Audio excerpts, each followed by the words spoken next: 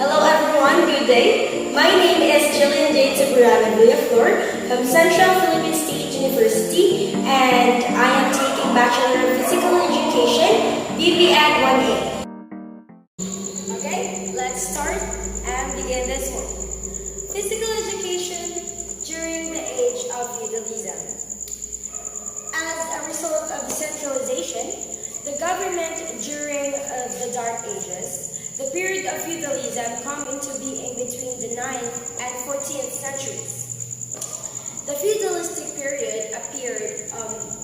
The people needed protection since strong monarch and government that could supply this protection were rare, and the people turned to noblemen and others who built castles, had large land holdings, and made themselves strong.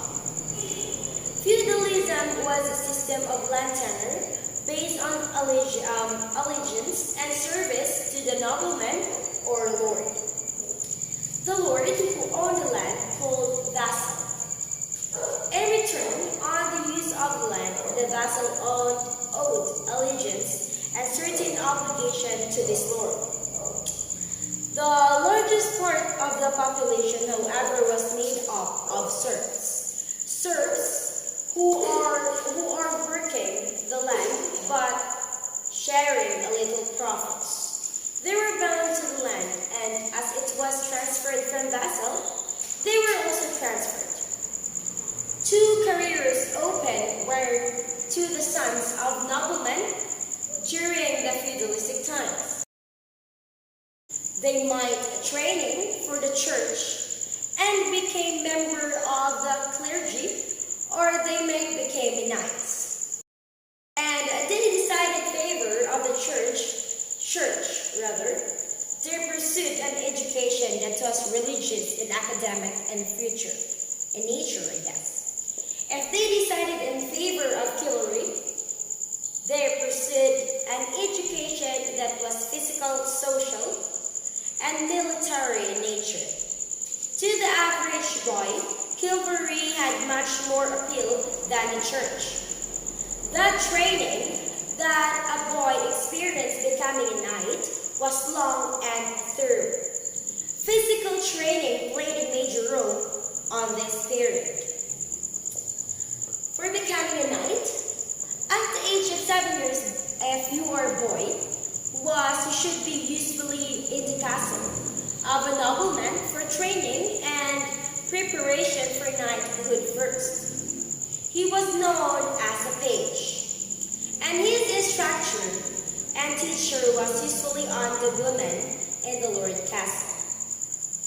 During his tenure as a page, a boy must be learned, courteous, waited on a table, run errands, and help with the household tasks.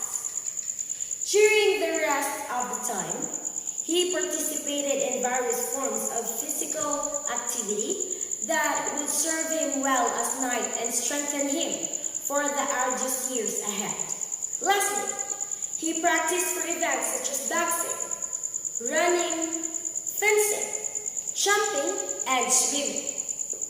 At the age of 13 years, if you are able to have that, the boy became square and was assigned to a knight. The study of this should be included. Keeping the knight's weapon in good condition, carrying for his horses, helping him with his armors, attending to his injuries, and guarding his prisoners. During the time the boy was a square, more and more emphasis was placed in physical training. He was continually required to engage in various sports and exercise such as hunting, scaling walls, shooting the bow and arrows, running, climbing, swordsmanship, and horsemanship. If the square proved his fitness, he became a knight at 21 years old. The ceremony was solemn and memorable, I swear. The prospective knight took a bath of purification, dressed in white, and spent an entire night in meditation and prayer in morning, the Lord placed his sword on the knight's shoulder as ceremony known as the accolade. This marked the conferring of knighthood. If you mark the conferring of knighthood, justs and tournaments were two special events during during their lives that were tests in their fitness. These special events served both as amusement and as training for the battle. In the just, two knights attempted to unseat one another from their horses and blows from lances by skills in horsemanship. During the tournament, death often resulted for participants. In these exhibitions, a knight had the opportunity to display his personal bravery, skill, prowess, strength, and courage.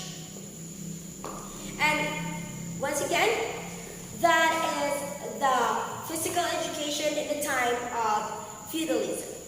Alright, and thank you for watching, and thank you that you are able to watch my video. I hope you enjoy it, and I am also glad that I imparted knowledge to your minds and souls. So thank you so much, have a nice day, and goodbye.